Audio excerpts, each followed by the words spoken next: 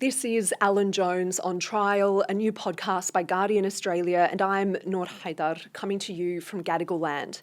Could you recall the details of a lunch you may have attended years ago, and what conversations may have taken place? What if an alleged crime was committed against one of the guests? Week 4 of the Alan Jones trial has focused on a single afternoon 20 years ago and a table full of Jones's professional and personal contacts.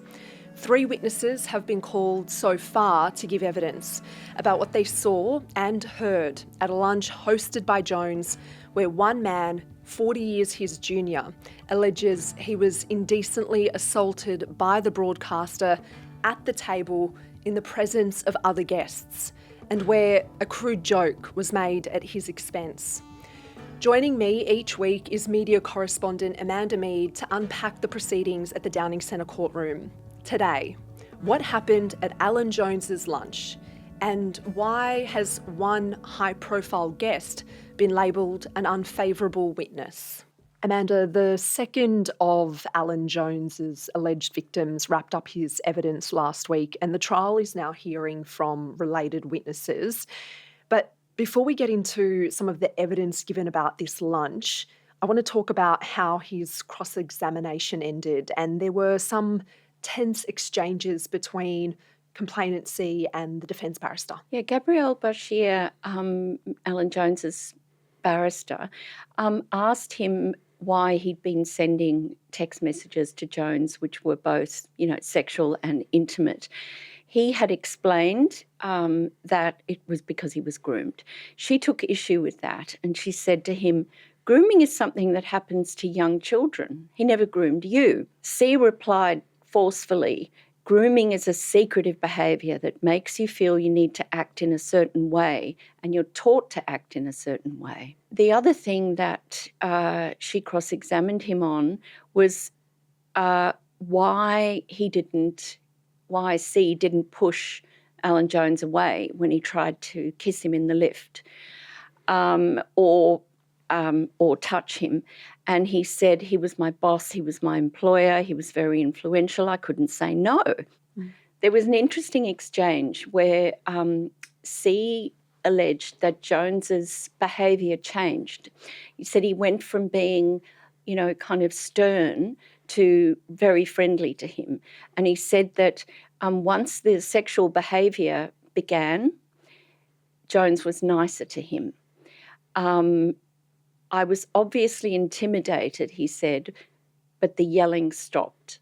Okay, Amanda, it's probably worth recapping that Complainant C relates to 8 of the 22 charges, all of which he denies.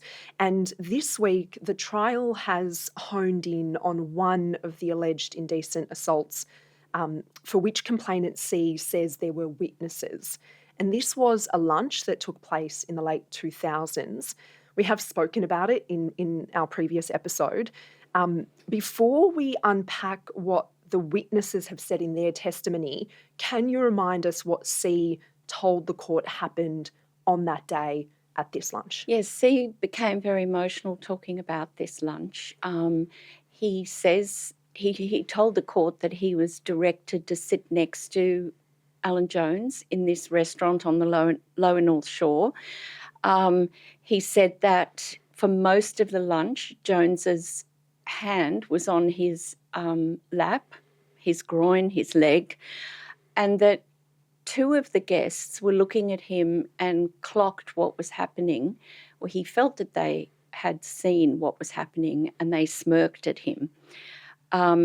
He said that he was deeply, deeply embarrassed by that, and also that there were jokes told afterwards that 2 of the guests were standing outside the lunch, and one of them joked, "You copped a feel, did you like it?" And he explained how he was deeply embarrassed by this. Okay, Amanda, so the Crown called its first witness for Complainant C. This was a person who was present at the lunch that took place on the Lower North Shore. What did they describe to the court about what they saw at this function? This witness mirrored much of what C had told the court.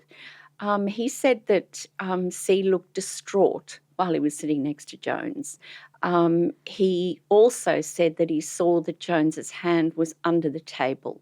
He told the court he couldn't see what was going on under the table, but he did see that Jones had a wine glass in one hand, which he was swirling around, swirling the wine in the glass, and that the other hand was under the table.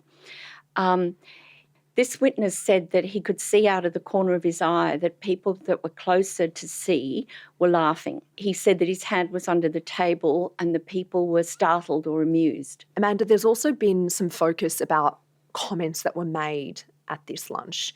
What did this lunch guest say they heard as guests were leaving the restaurant? This witness told a similar story to C about what was said after the lunch. He said that there were two men on the verge outside the restaurant and they were ribbing C about what allegedly happened. This was when one of them used the line, "You were copping a feel, did you like it?" The witness told the court that C was shaking his head saying it's unbelievable, and that he looked really upset, his head was down, and the witness said, "I distinctly remember, something really bad has happened here."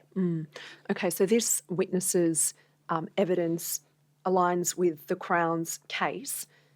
They were cross-examined by the defence, who suggested that their account wasn't true. This witness was cross-examined by Michael Burke for Jones. He picked apart what he'd said to the court and compared it to what he'd said to Kate McClymont in an interview for her investigation, and also what he'd said to police. He said to the witness, "Your version of what happened at the restaurant is false." Burke said, "You've reconstructed this version over time, haven't you?" And he said, "No." And the essence of that line of questioning was that this witness hadn't spoken specifically about what he saw at this lunch to Kate McClymont when she was investigating the allegations against Jones back in 2023. And the defence was constructing the argument that if it had been true, he would have mentioned it earlier. That's right. And he said he wasn't specifically asked about that, and so he didn't bring it up. Okay, Amanda, as of recording, we've now heard from 3 witnesses from this lunch. What did the second guest say? The second guest was probably the shortest witness to appear on the stand. He didn't see anything. He told the court that he didn't see anything.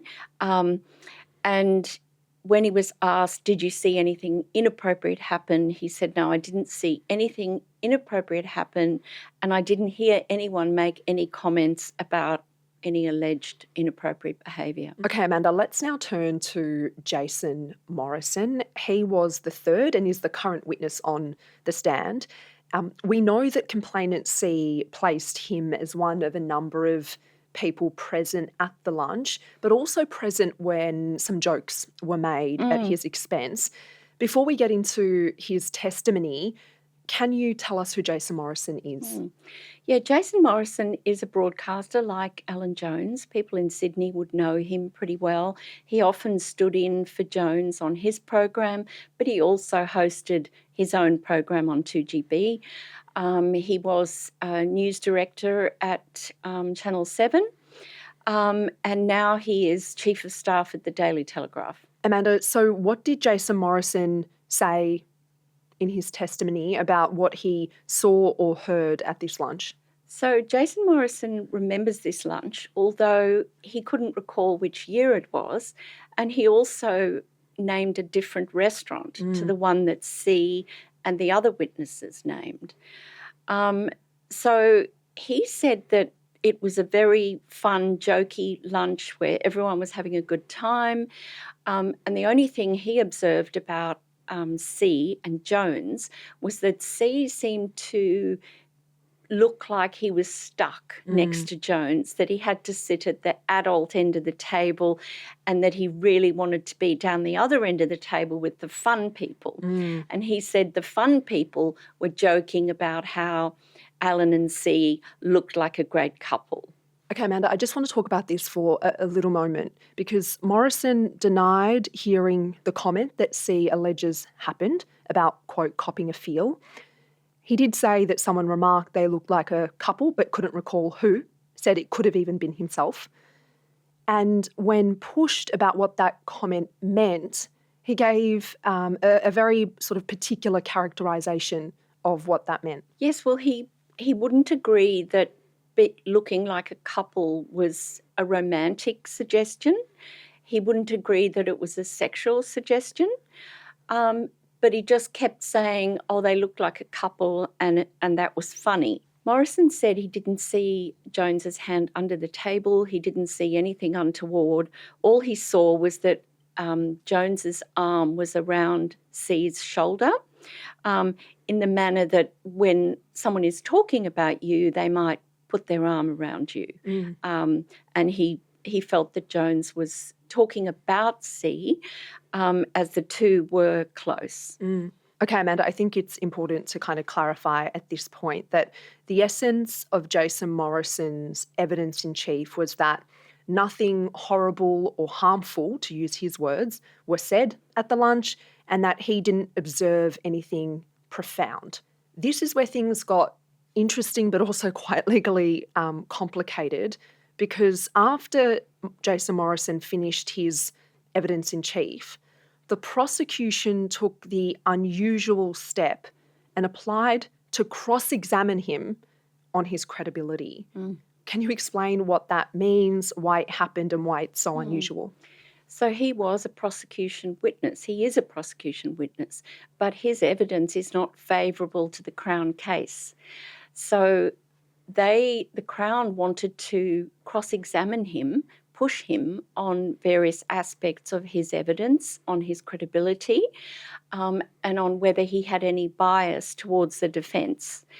There was lots of legal argument, lots of adjournments, and then eventually Walsh came back and said, go ahead, you can cross-examine. Okay, so let's talk about that. So the judge grants leave to the prosecution to cross-examine a Crown witness, that is Jason Morrison, and then the prosecutor, Georgina Wright, pushes him and accuses him of adjusting his evidence to help Jones. Can you describe how that exchange played out? Wright put directly to him that he had seen what was going on and he'd smirked at C and he said, no, I didn't.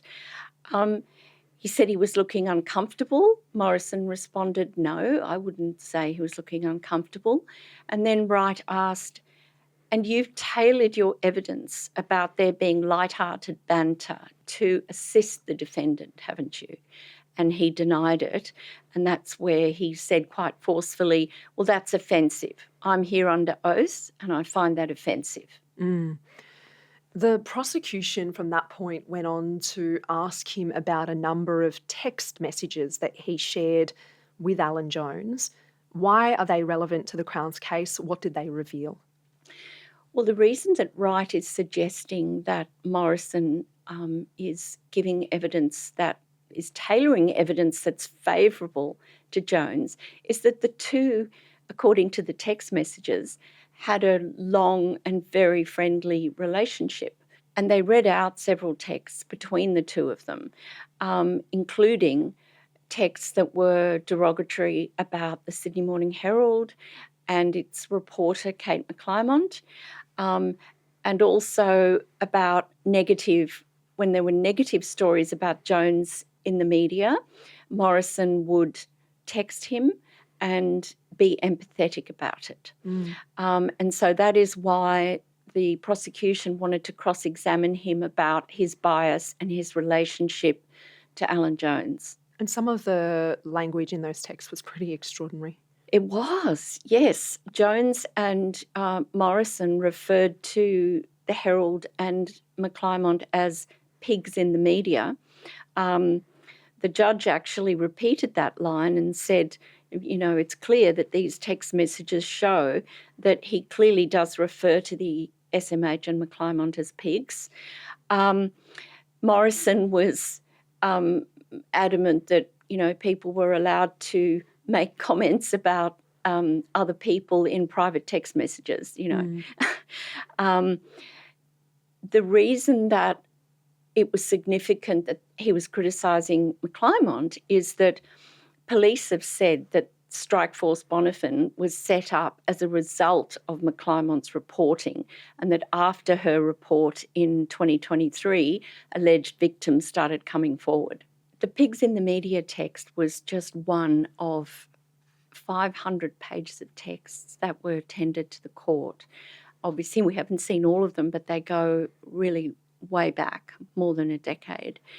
And in one of them, after Jones retired or announced he was stepping down from 2GB in 2020, Morrison sent him a text saying, "Thank Christ you're getting out of there. Let them fall into a bag of shit." And what that related to was 2GB was owned by Nine Entertainment, as was the Sydney Morning Herald at the time. Amanda, why does this matter? Why is Jason Morrison's view or opinion of investigative reporter Kate McClymont relevant to the prosecution's case and these allegations against Jones? It's important because he was one of several witnesses at the lunch, but his evidence so far has conflicted with the Crown case. The cross-examination is trying to get to his credibility as a witness. So at this point, another legal complication arose, a complication for the prosecution. Can you describe what happened? Yes, so Georgina Wright was asking Morrison about his conversations with Kate McClymont. He did do a couple of interviews with her, including an on-the-record interview in which he spoke in glowing terms about Alan Jones. She was taking him to the transcript of that interview when he raised an objection and said, "Wait, why is there a transcript of that interview? I did speak to her, it was on the record, but I never consented to it being recorded." So are there notes? Are they talking about her notes, or are they talking about a transcript of an audio? And so they stopped the cross-examination. And this is important because if the transcript is the result of an unlawful recording to which Morrison didn't consent, then it can't be admitted as evidence. And so the defence raised that as an objection, and Judge Glenn Walsh had to go away and consider both submissions from both sides and then come back and give a judgment. So, Amanda, has that issue been resolved? It has been resolved. The judges agreed that Jason Morrison will come back and will continue his cross-examination, although it won't be about the transcript of the interview. We're only 3 witnesses in to C's long list of witnesses, which I understand is as many as 20. Those witnesses include Ray Hadley and other high-profile media people. And also we're expecting another witness who was a guest at the lunch. So we can expect more forensic questioning about what actually happened at the table. Okay, Amanda, well, we really appreciate you taking us through all of that. The trial is currently adjourned, so make the most of a quiet Thursday afternoon. Appreciate your time.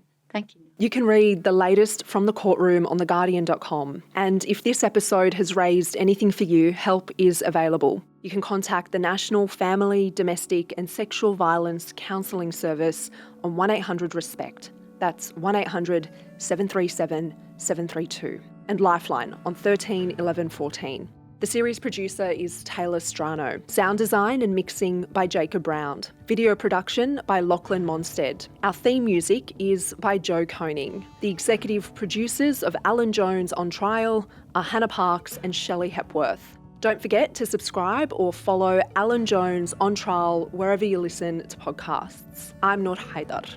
Catch you next week.